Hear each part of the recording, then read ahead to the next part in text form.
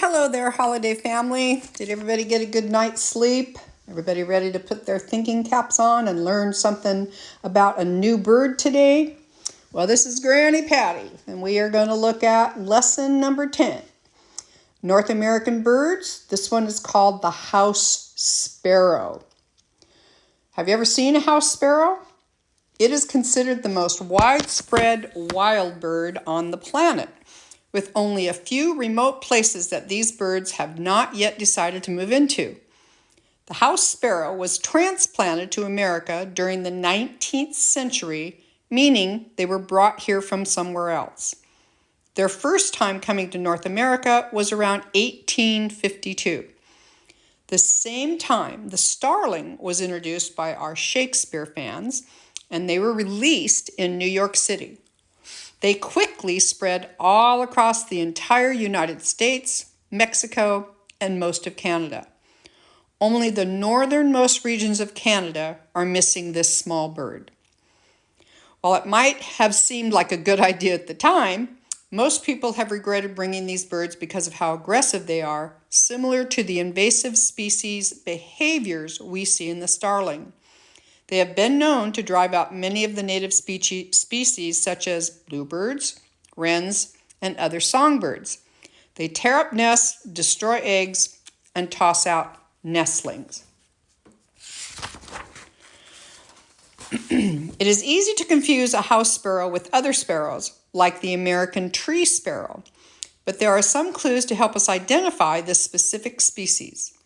The more time you spend observing the coloring and markings, shape and size, and call and behavior of various birds, the easier it is to identify them. Take a look at the picture of the house sparrow and think about what makes it unique. House sparrows are about 5.5 to 6.5 inches long and only weigh about an ounce. That's the weight of about 5 quarters. The male house sparrow has bold colors with a mix of black, white, and gray. He sports a black mask and breastplate on his chest. His wings are streaked with browns and blacks. The female has more muted colors, such as brown on top with a gray belly. These little birds do not run or walk. They hop from one place to another. They will often stop to bathe themselves in water, but they also like a good dust bath. They will fling the dirt with their wings to cause dust to rain down on them. The house sparrow will sometimes create a little indentation in the dirt as a sign of their territory, and they will defend that spot. Here's something to do for an activity break. Look up some pictures of the house sparrow. Notice the color differences between the male and female. What sound does it make? Have you seen a sparrow before? Talk about it. House sparrows are not shy birds. They prefer to live closer to humans and other animals like livestock. They will eat horse feed, livestock feed, grains, seeds, crops, and even discarded food. In the summertime, they will look for insects to munch on, and they will collect them for their young to help them grow strong and prepare them for flight. House sparrows need grit to help them digest. Grit comes from small rocks, large grains, or shells that are swallowed. This will mix with the food in the stomach and help grind the food for digestion. They will go to great extents to get the food they want. They will even open automatic doors to department stores to gain access to food. Humans have been the key ingredient to helping house sparrows thrive. These birds figured out early on that being close to humans provided places to live and food to eat. They stay away from woodlands, forests, and grasslands because of the lack of towns and cities. In places with extreme weather like tundra and deserts, they will only be found near people. They love farms, suburbs, and cities where there is easy access to grains, oats, and seeds. They also like human habitats because they provide an easy home. They build their nest in man-made structures such as streetlights, gas station roofs, signs, traffic lights, nest boxes, or even vines climbing up on a building. Occasionally, they will find a tree hole, but this is not near as common. These little birds grow up fast.